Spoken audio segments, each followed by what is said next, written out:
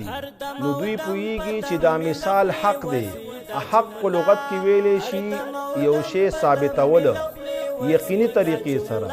نو مؤمنان د الله کتاب ته چې کینی نو هغوی د زړه نه یقین کوي چې دا خبره ثابته ده د الله د طرف نه، په دې کې هیڅ شک او شبه نشته.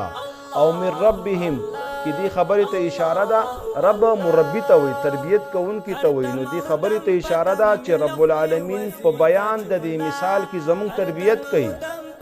زمونږه ذهن سازی کوي، مونږ ته د فیدی خبره په ذهن کې کینی، مونږ ته هغه نعمت چې رب العالمین تیار کړی دی په دغه عمل په سبب او د دې مثال په بیان په سبب باندې مونږ د هغې حقدار ګرځئ. نو ځکه ذکر د مثال کوي. او دویم رب العالمین ور فرمایي چې کم کسان کافران دي و اما الذین کفروا نو هغوی اعتراضات کوي، دا خبره کوي چې ماذا اراد الله، الله پاک څه اراده لري په ذکر کولو د دغه مثالونو. اعتراضونه کوي دې کې څه فایده ده او څه دپاره دا بیانیږي. نو الله فرمایي یضل به کثیرا ویهدی به کثیرا. د قرآن په بیان سره یا په ذکر د دغه مثالونو سره رب العالمین فرمایي ډېر خلک زه ګمراه کوم او ډېرو خلکو ته زه هدایت کوم. دلته دا اعتراض امام ابن کثیر لیکلی دی چې ذکر د قرآن یا په نصیحت د قرآن یا په مثال بیانولو د قرآن سره خو خلک نه ګمراه کیږي او نه د دې سبب او د دې مقصد دا دی چې خلک ګمراه شي. نو د دې څه معنا شوه چې رب العالمین فرمایي یضل به کثیرا. نو مفسرینو دې جواب دا کړی چې بنفسه قرآن هدایت دی، بنفسه قرآن فایده ده، لیکن بعضو تبایعو کې نقصان وي د مخکې نه د فیدی شي هغه ته نقصان رسوي. وایي د دې مثال داسې دی لکه غوړي د فیدی شی دی، انسان ته فایده ورکوي، لیکن که یو کس سینې خرابوي یا مرۍ خرابوي یا نور څه بیماري هغه د فیدی شی چې هغه وخوري نقصان ورته رسوي. یا چینی ده د فیدی شی د انسان د خولې مزه پې برابریږي، لیکن یو سړی بیمار دی د شوګر او هغه چینی زیاته وخوره هغه ته نقصان رسوي. یا مالګه ده ترسکونه ده د خولې خوند پې برابریږي، یو سړی د بلډ پریشر بیمار دی او هغه ډېره وخوره نو هغې سره هغه ته نقصان کوي. نو په دې غوړو کې یا په دې چینو کې یا دغه شان په دې مالګه کې نقصان نشته، د هغه په نفس کې او د هغه په طبیعت کې نقصان و. دغه شان قرآن خپله هدایت دی د فیدې شی دی، لیکن کافر په اعتراض کوي، د اعتراض د وجې نه هغه ګمراه شو، د اعتراض د وجې نه هغه برباد شو، هغه د الله نافرمان جوړ شو. د دغې وجې نه علما لیکي چې قرآن کله هم بیانیږي هغې ته غوږ دی، هغه چې کوم حکم بیانیږي په هغې کې په سر سترګو هغې ته ځان تابعدار جوړوئ. اگر چې انسان کمزوری دی بعضې وخت کې به د ده نه ګناه هم کیږي، بیا به په ګناه باندې دا زړور کیږي نه،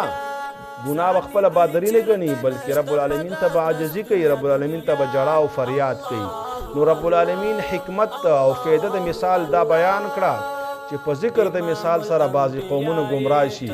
په ذکر د قرآن سره او په درس د قرآن سره او په بیان د قرآن سره بعضې خلکو ته نقصان ورسیږي. اخیره کې رب العالمین خپله جواب کوي وما یضل به الا الفاسقین. رب العالمین په دې سره نه ګمراه کوي مګر فاسقان خلک، فاجران خلک، نافرمانه خلک.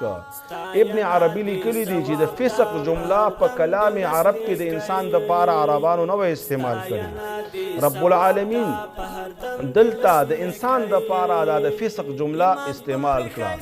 ابن عربي لیکي مزید چې د فسق جمله به عربانو د زناورو دپاره استعمالوله، چې کله به یو حیوانو سپی به و یا مار به و هغه به سورانۍ وکړه څه چیچل به یې وکړل نو د هغه دپاره به یې د فسق لفظ استعمال کړه. فسق په لغت کې خروج ته ویلی شي او په اصطلاح د شریعت کې چې انسان د الله د تابعدارۍ نه، د رب کریم د طاعت نه، د رب العالمین د خبرې منلو نه خروج وکړي او کفر اختیار کی، شرک اختیار کی، نافرمانی اختیار کی. خو ورته پته ده چې دروغ ویل ګناه ده او دا دروغ ووایي، خو ورته پته ده چې دا غیبت کول ګناه ده او د غیبت وکړه نور ګناهونه یې وکړل نو دا فاسق شو. دکې علما فرمایي د حیوانیت صفت راغی، دنه هغه فیدې والا خبره چې انسان کې رب العالمین پیدا کړې وه هغه ترې نه ووتله، هغه ترې نه بهر شوله، دنه حیوان جوړ شو. هر هغه انسان علما فرمایي چې ګناهونه کوي دا حیوان دی دا انسان نه دی ځکه رب العالمین ورته وفرمایل چې تا کې صفت د حیوانیت راغې هغه د انسانیت د شرافت نه او د انسانیت مرتبه او درجې نه ته لاندې راپرېوتې او یو حیوان در نه جوړ شو او یو حدیث کې مرازي نبی پاک علیه الصلاة والسلام فرمایي چې 15 حیوانات د فسق والا دي هغه د نقصان والا دي و یو مار دی بل لړم دی بل کارغه دی بل ته منګک دی او بل ته سپې هغه حمله کوونکي او دغه شان ټپوس وي دا فاسقان دي دا انسانانو ته نقصان رسوي نو کم انسان چې ګناه کوي کم انسان چې دروغ وایي کم انسان چې غیبت کوي ګاونډي ته نقصان رسوي یا بل څه ګناه کوي دا اخته شوی دی نو دا د دغه حیواناتو په شانتې دی د دغې وجې نه بعضې علما لیکي انسان کې بعضې وخت کې د حیوانیت صفت راشي مار د خلکو ته نقصان رسوي نو انسان هم بعضې اوقاتو کې ځان نه مار جوړ کړي حیوان جوړ کړي لہٰذا ښه صفتونه په ځان کې راوستل پکار دي